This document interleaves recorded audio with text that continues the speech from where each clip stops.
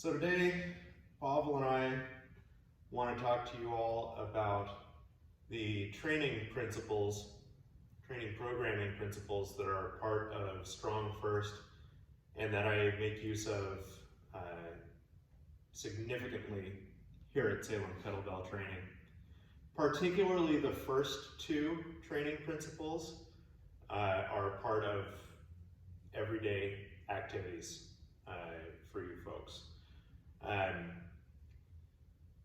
This is going to be a little bit heady, but it should also give you some insight into how things can work for you at home, even when you have a limited variety of either weights or ideas for stimulus in general. So,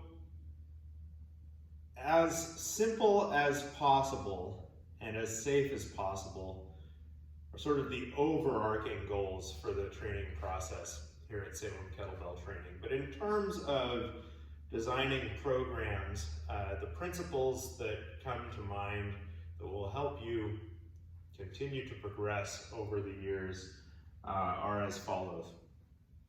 The first is continuity of the training process. What does this mean? It doesn't mean you have to train every day, but you should have an idea of a program that works for you. So for a lot of folks, when you're training with me here at the gym, that's 2 days a week. You might train 3 days a week. There are options for folks to add group class times to their semi-private session. So you might end up, but on average, 2 to 3 training sessions per week, but you could end up with more if you were so inclined. During this time that we're all out because of the coronavirus outbreak, as long as you have the gear that you need to for the training program that I wrote for you available to you at home, you could conceptually increase the frequency with which you train.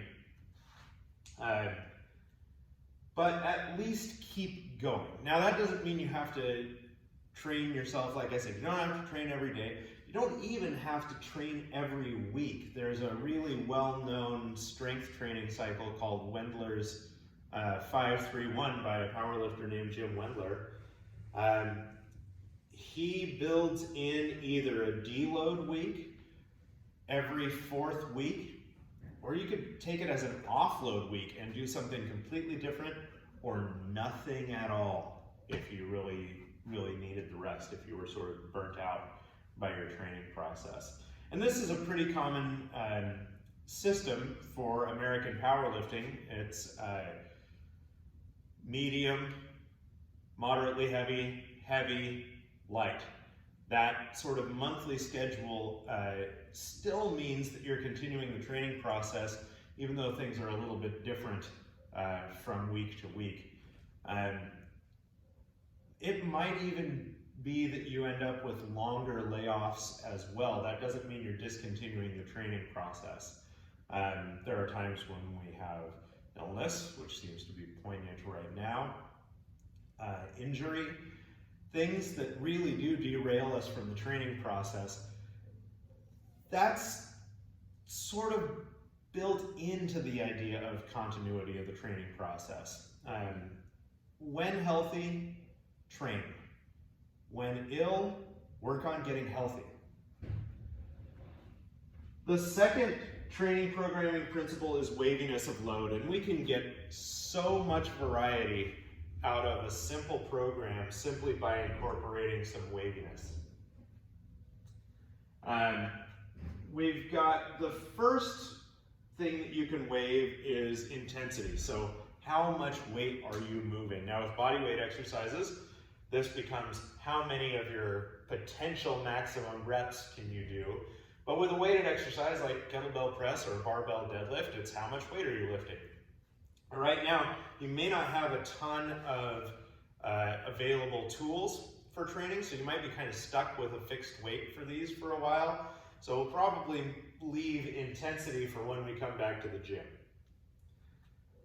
Volume is the second thing that we can wave, and this is something that you can wave on your own at home with a single implement. So say you've got a 12 kilo kettlebell that you can use for whatever. It might be a great bell for you to press, goblet squat, swing, do Turkish get-ups with. It could be a good bell for a lot of stuff. So if the workout isn't doing the trick for a set of, for 2 sets of 5, 10 total reps, what you might do is incorporate some rep ladders that will help you accrue more volume without fatiguing yourself. So say that 12 kilo bell is a bell that you can press for 5 repetitions with solid technique. Ladders of 1, 2, 3, 4 reps can get you twice as much volume, that's 10 reps, without getting you close to that point where you're fatiguing. So you can incorporate ladders to change the volume from something like 2 sets of 5 to 3 ladders of 1, 2, 3, and 4. And now all of a sudden you've got 30 reps under your belt. Typically in easy strength programming, the assumption is that you're lifting pretty heavy weight, and that's why we give that recommendation for a total of 10 reps or less, because your intensity is assumed to be pretty high. For a lot of folks though, anything in the total rep range of 15 to 25, as long as the sets aren't super long and fatiguing, accumulating that much volume in a workout is kind of a sweet spot for a given exercise. This is, a lot of folks are training on Dan John's 5x5, which is a take on Reg Park's 5 sets of 5 program. Dan John breaks it down into ladders. Instead of 5 sets of 5, you do 2 ladders of 2, 3, 5, and then a ladder of 2, 3 at the end. And you can keep the weight pretty heavy because you've got only 2 sets of 5 instead of 5 that you have to get ramped up for. So that 5x5 program is a great place for a lot of folks to build competency in movement patterns, as well as some strength, as well as some muscle mass. You can take it to a fairly extreme degree when it comes to volume. There are a handful of higher volume training programs, but one that again Dan John has taken and sort of twisted around a little bit is called German volume training. German volume training is very simple. 10 sets of 10. It's very boring, it's very hard, you got to keep the weight really light. Dan John tweaks it a little bit. Instead of 10 sets of 10, it's 5 ladders of 2, 3, 5, 10. So you only have 5 sets of 10 that you've got to get ramped up for. I did a variation on this the other day for my press. So accumulating a total of 100 repetitions, I should have been totally smoked, but because of the way I played around with the intensity, I actually was able to do all those 100 reps without too much fatigue and without too much soreness. And I learned a lot about my pressing pattern because I did 100 reps. So if you have multiple kettlebells, you might be able to do your sets of 2 and 3 with one bell, your set of 5 with the next one down, your set of 10 with the next one down. If you only have one weight, that's still okay. You just don't need to rest as long between your sets of 2, 3, and 5 before you get to your set of 10. So you do 5 ladders of 2, 3, 5, 10. That's Dan John's take on German volume training. There are other high volume approaches out there, but if you have high volume training days, make sure you have some low volume training days as well. Again, we're talking about waiving the load here as our programming principles. So you don't want to do the same thing day in and day out. Now, if you're only training twice a week, maybe 3 times a week, you can do a good 4 to 6 week training cycle before you'll need a break from that program. So you don't need to waive the load all the time, but you can, and it can enhance the enjoyment of the training process as well, because you don't get quite so stagnant. Here's another one that we can waive, density. So how much work are you getting done in a given amount of time? Well, if I am doing the Dan John 5x5 program, so I'm going to do 2 ladders of 2, 3, 5 and a ladder of 2 and 3. I'm going to do that on my press and my goblet squat. I'm going to set a timer first day I do it and say it takes me 25 minutes. Well, next time I do that same amount of volume with that same amount of weight, I'm going to set my timer. I'm going to try to be done with it in 22 minutes or 23 minutes. And so you can increase the intensity of your workout by increasing the density of the workout as well. Or instead of reducing the amount of time for a given volume, you can just set a timer for a half an hour and say, okay, I'm going to do as much work as I can while being fresh and technically sound in this given amount of time. So I'm going to do as many ladders of 2, 3, 5 as I can in 30 minutes, or something to that effect. And then you end up with a result. Next time, see if you can squeak a little bit more in there. That's an example of increasing density. But if you have high density days, make sure you take low density days as well, where you extend the amount of time that you take to do a certain amount of work, or reduce the work that you do in a certain amount of time. So we can't really do a whole lot about intensity when we've got fixed weights that we're working with, which a lot of you do right now. We can play around a lot with volume, anywhere from a total rep range of 10 or less in the easy strength school of thought to an average sort of 15 to 25 with the 5x5 program, to 60 to 100 reps with German volume training. The third way in which we can progress our training programming, besides continuity of the training process, just keeping it going and waiving the load, is to use specialized variety exercises. I don't use a whole lot of specialized variety exercises in your programming. These would be like bottoms up presses instead of regular presses, a double kettlebell single leg deadlift versus a single kettlebell single leg deadlift, a crush grip goblet squat versus a regular goblet squat. So there are ways in which we can do specialized variety exercises, but the first way in which you can enhance your exercise experience by performing specialized variety is to take the skill that you're doing and just do it better. If you're not sure what I mean by this, please check out the action principles video that I emailed to you last week. There are ways to get more out of an exercise without changing the exercise, or without changing the intensity, or without changing the volume, or without changing the density.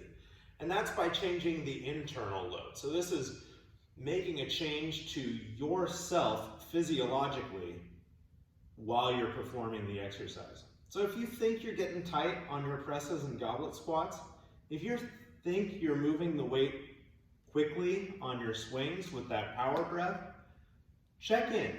Can I move the weight more quickly?